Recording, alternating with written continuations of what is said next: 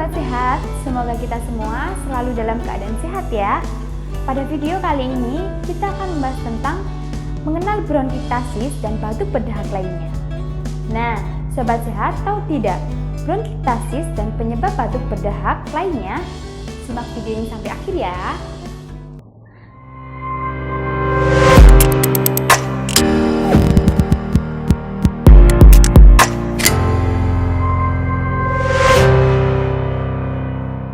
Selain bronkiektasis, terdapat berbagai penyebab lain dari batuk berdahak.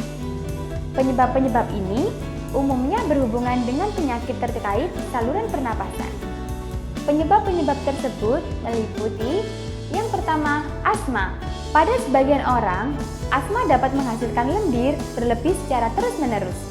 Ketika asma Anda kambuh karena udara dingin, terpapar bahan kimia, atau wewangian, maka batuk berdahak biasanya akan muncul. Kondisi ini bahkan bisa parah karena disertai dengan nyeri dan sesak dada. Pada penderita asma, batuk dapat menjadi gejala utama. Yang pertama, bronkitis kronis. Bronkitis kronis dapat menyebabkan peradangan saluran udara dalam waktu yang lama sehingga mengakibatkan batuk berdahak yang berwarna. Kondisi ini termasuk dalam penyakit paru obstruktif kronik (PPOK) yang bisa terjadi akibat perokok. Yang kedua, postnasal drip. Saat hidung atau sinus Anda menghasilkan lendir berlebih, lendir tersebut dapat menetes ke tenggorokan bagian belakang sehingga memicu Anda batuk berdahak secara refleks. Kondisi ini dapat disebut sebagai sindrom saluran napas atas. Yang ketiga, cystic fibrosis. Cystic fibrosis merupakan penyakit langka yang dapat menyebabkan paru-paru dan saluran udara kelebihan lendir sehingga menyebabkan batuk berdahak.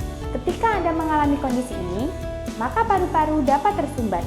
Cystic fibrosis merupakan penyakit keturunan. Yang keempat, pneumonia. Pneumonia adalah infeksi di paru-paru Anda yang disebabkan oleh bakteri, virus, atau jamur. Kondisi ini dapat menyebabkan batuk berdahak karena produksi lendir yang berlebih di paru-paru. Pneumonia memiliki tingkat keparahan, mulai ringan hingga dapat mengancam jiwa. Yang terakhir, penyakit paru obstruktif kronik atau PPOK.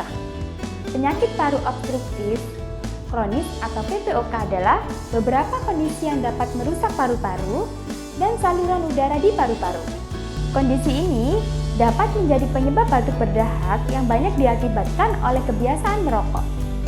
Jika Anda mengalami batuk berdahak yang dirasa sangat mengganggu atau berkepanjangan, sebaiknya segera periksakan diri Anda ke dokter untuk mendapatkan penanganan yang sesuai dan tepat. Sobat Sehat, pasti tidak mau kan kalau di antara keluarga kalian ada yang terkena penyakit yang tidak diinginkan?